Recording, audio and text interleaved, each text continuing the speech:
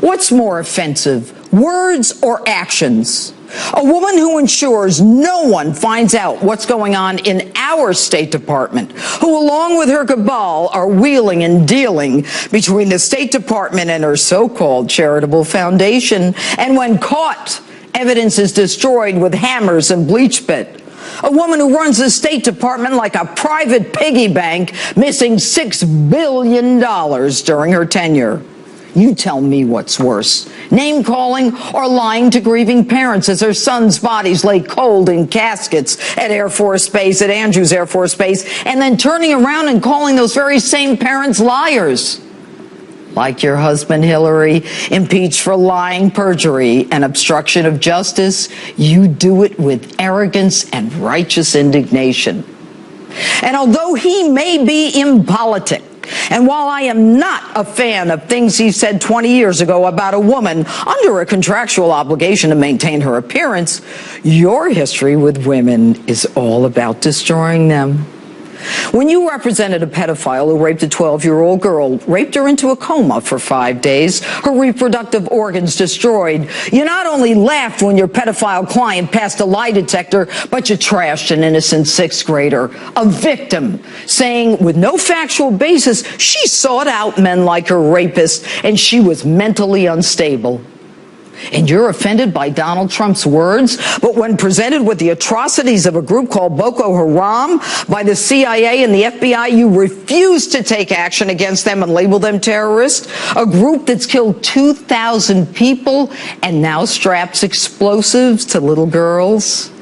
Might your relationship with your friend, Gilbert Chaugary, a convicted Nigerian land developer who gave tens of millions to you and your foundation and global initiative, be the reason?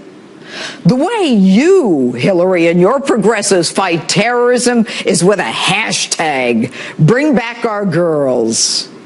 You don't support women, you destroy them.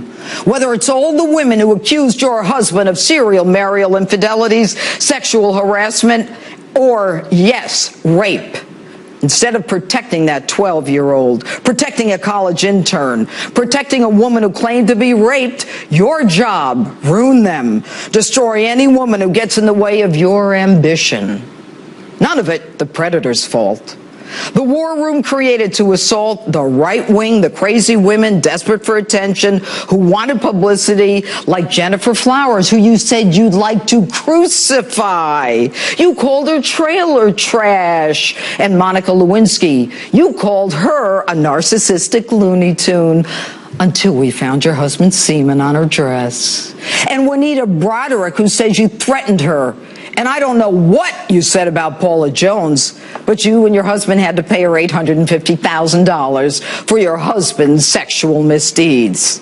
And you call them all bimbos. She's gaming you, folks. She takes money from countries who stone women for adultery to death. They kill them. They throw gays out of buildings. They kill them. This is a woman who's corrupted the State Department, the Department of Justice, and now, I am ashamed to admit it, the honored tradition of the Federal Bureau of Investigation.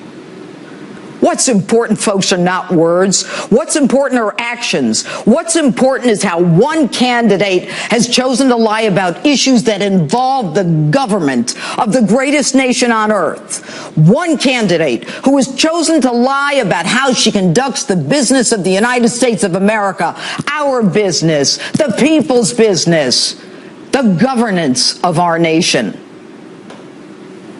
And now that you know what she is capable of, what's more important to you, political correctness or the truth?